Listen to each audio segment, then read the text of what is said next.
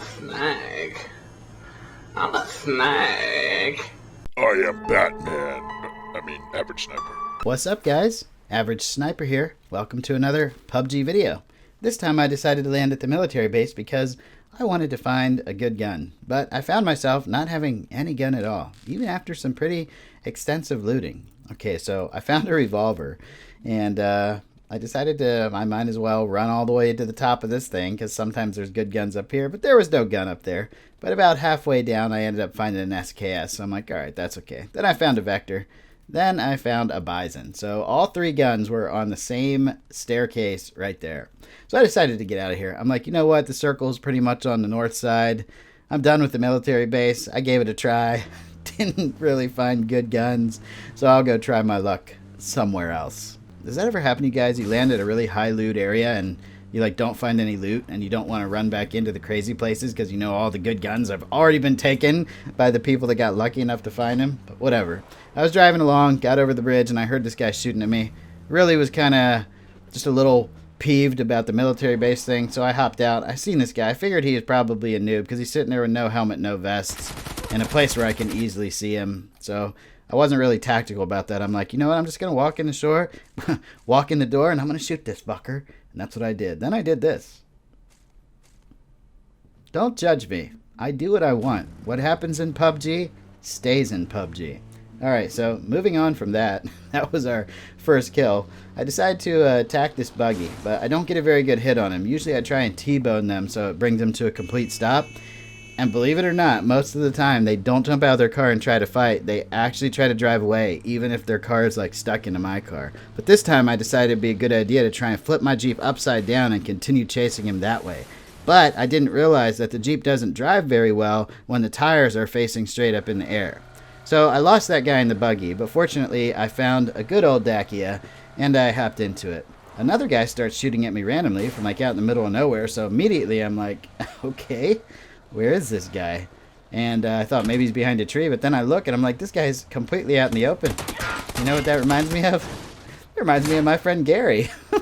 Look at that guy. Gary always gets run over by cars. I don't know how. I don't know why, but he'll start shooting at cars in the middle of the open with not even a tree to jump behind, and then he'll be like, "Whoa! Ran me over." I'm like, "Yeah, well, what'd you think was gonna happen, Gary?" So we'll call that guy Gary number 2. So I'm still cruising around, just looking for some trouble, looking for a fight, and I pulled my map up and put it down. There's literally another guy just right in front of me to get roadkilled. I love games where I can roadkill people. I feel like if you get roadkilled, it's your own damn fault. Every time I get run over by a car, I don't even get mad. I'm just like, well, I don't get mad at the guy driving the car. I'm like, that was my fault. There's a million things you can do when a car's driving at you to avoid it. But if you're out in the middle of a field, there's probably not too much you can do. You can jump right or left and hope the guy swerves the wrong way. That's about it. By the way, guys, a good tactic for running people over is to assume that they're right-handed. And if you're driving straight at them, swerve to the left, because most people are going to jump right. I get a lot of roadkills this way by trying to predict which way people are going to try and dodge the car. Those two guys didn't even really try to dodge. They just, I don't know what they were thinking. I don't know. But I went out to this care package because, honestly, I have a Bison and an SKS. The SKS is cool. I'm fine with that. But I want a better gun for my close to medium range combat. So I'm hoping against hope it's an M249. And it is. It is. So I grabbed the vest, the helmet, drop a couple things out of my inventory so I can pick the ammo up. And then I see this guy out of the corner of my eye in a ghillie suit. He's being greedy. He's already got one care package because he's got a ghillie suit. He wants this one too. So I use what's left of my ammo and the Bison, and fortunately I was able to take him out. I don't know if he didn't see me or if he just thought I was too busy looting to notice. I don't know. But yeah, that is it. So I decided to get back in my Jeep because I didn't want to stick around the care package for too long, especially out in the open here where I can easily get shot at from any number of locations. Decided to drive around and pick a fight with somebody. So I see this Jeep out here just kind of rolling past. I think this guy prematurely jumped out of his Jeep, and that's why it was still rolling. I don't know why, but he was out there with no cover at all. Sometimes I'll jump out of a car before it stops all the way and it'll still be moving, and I'm like, shit, what do I do now? So I think that's what happened to this guy. Then I see another Jeep. Look at all these people driving around, man. There's 14 alive in a solo, and people are still driving around. Well, I drive around all the time, so it's whatever. But yeah, so that's pretty much what I've been doing lately. Just driving around looking for gunfights. I wanted to finish this guy off. I see the Jeep down here, but then I remember that's the Jeep from this other guy. This other Jeep is probably smoking from how many times I just hit him with the M249. The M249 is so good at everything, especially blowing up vehicles, but it is literally probably the best full auto gun in the game. We destroy this guy. I don't know why he was still driving that beat up Jeep. He knew that was going to happen. Maybe he was just trying to get somewhere. It looks like he was chasing that other car though, or I don't know what he was thinking. But that was a pretty easy kill. Also, I love the road kills. I love the vehicle explosion kills. That is such an epic part of PUBG. Love it. Love it.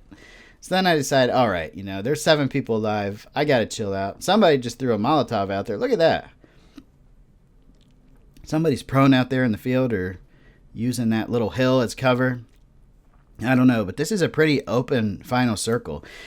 These are like my favorite kind of circles. I have like a love-hate relationship with these final circles where it's out in the open because it's really hard for people to hide unless they go prone in a bush or something or use a little hill.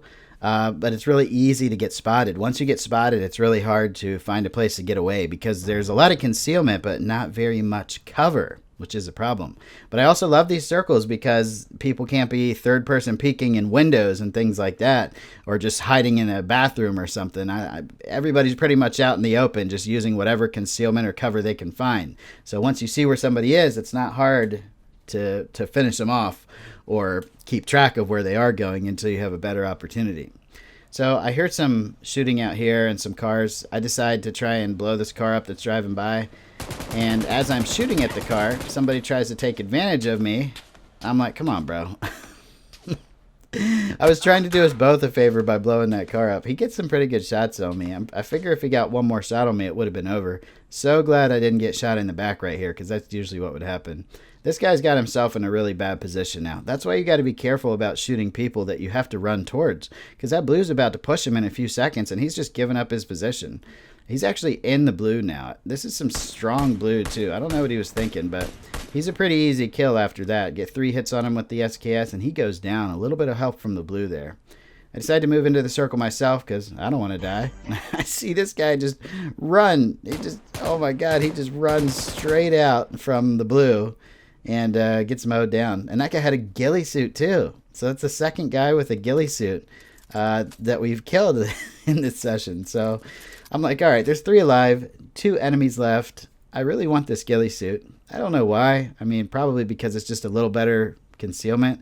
And I didn't take the ghillie suit off the last guy I killed. Don't know why I didn't loot that guy. I just didn't. But this guy's got like a full vest and level 3 everything. So I'm like, all right, cool. Then I see this guy he just runs out from the hay bale, tries to attack me while I'm looting.